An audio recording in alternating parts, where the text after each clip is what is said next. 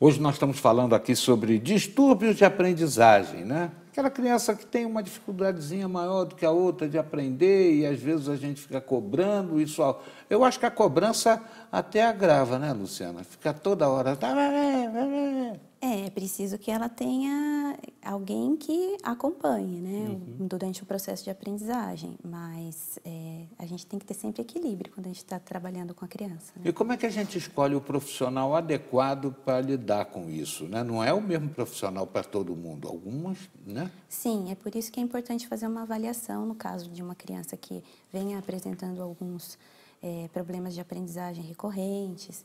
É importante que ela faça uma avaliação com uma equipe multidisciplinar, né? Daí pode entrar pediatra, pode entrar fonoaudiólogo, psicopedagogo, psicólogos, a Luciana, partir de uma queixa ou da escola ou da própria família. a criança dá sinal de que está assim, com distúrbio ou se é uma mera dúvida? Quando acontece dela apresentar alguns sinais, sim, por exemplo, o que é esperado para uma criança daquela faixa de idade, né?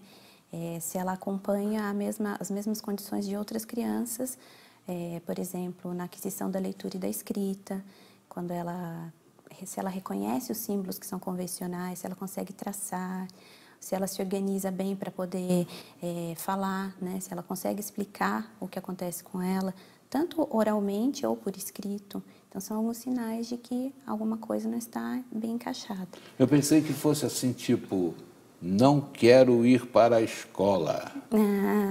Às vezes, pode acontecer dessa desorganização interna, ela também aparecer na hora de demorar muito para se ajeitar para ir para a escola, não concluir uma lição, né, ter dificuldade em concluir suas tarefas.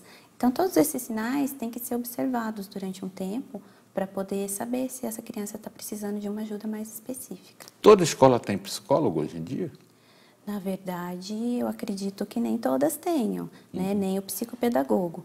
Mas o professor, ele deve estar sempre bem atento aos seus alunos. Então, ele tem uma noção do que é esperado para aquele grupo de crianças e se aquela criança está apresentando alguns desses sintomas, não está conseguindo acompanhar, ele já fica mais atento, deve procurar algumas estratégias para poder alcançar aquela criança. E se não, a escola e a família têm que fazer uma parceria aí para poder propiciar um avanço dessa criança. Pelo que eu entendi, você deixou assim uma posição de que todos nós temos alguma dificuldade e todos nós temos capacidade de aprender um dia, um mais rápido, outro mais lento que o outro, né? É uma coisa assim que eu acredito muito, porque às vezes a gente passa por algum momento mais difícil e aquilo pode ocasionar uma dificuldade maior para aprender. Não que eu não possa aprender, mas eu vou aprender talvez num ritmo mais lento, ou uma condição, como eu falei, no caso de um distúrbio ou um transtorno, uma condição que já é neurológica. Então, eu vou precisar de um tempo maior, eu vou precisar usar materiais concretos para poder aprender um conceito que uma outra criança, por exemplo, poderia ter aprendido naturalmente. Agora, eu tenho a impressão que se houver um bloqueio mesmo forte, isso possa trazer aí alguma dificuldade permanente, não tem não? Um trauma, alguma coisa que bloqueie para sempre. Então, é por isso que é importante fazer uma avaliação, né, com uma equipe que seja especializada, porque daí vai identificar se o problema é cognitivo, se o problema é emocional, né, que fase que é essa que a criança está passando, uma série de observações que as pessoas têm que fazer com critérios específicos. Luciana Bustamante é psicopedagoga, está aqui hoje com a gente, né, avaliando essa questão do distúrbio. Eu tenho impressão, você fala bem, você conduz bem, eu queria saber se você tem, assim, alguma indicação para nós de alguma oficina, algum local de treinamento. Você ministra treinamentos também? Também faço oficinas, inclusive agora no mês de julho, vou estar com algumas oficinas na sala onde eu atendo aqui em Pinda. E fica o convite para as crianças de 6 a 12 anos, eu vou ter um grupo para alfabetização lúdica, um outro com jogos para aprender e o outro com confecção de jogos. E aonde fica? Eu atendo na Clínica Olhar, fica na Rua João Gama, 116. Afora essas oficinas, né, existe alguém que ministre uma palestra que dê todo o conteúdo num dia só? Será? Na verdade, nós vamos ter agora um encontro no Espaço Crescer com a fonoaudióloga Maria Inês e ela vai estar tratando desse tema, transtornos de aprendizagem. Fica outro convite. É em Taubaté. Isso. E que dia vai ser? Vai ser no dia 31 de agosto. 31 de agosto. Bom, lá em casa, certamente tem gente que ainda tem dúvida de alguma coisa do que nós tratamos aqui.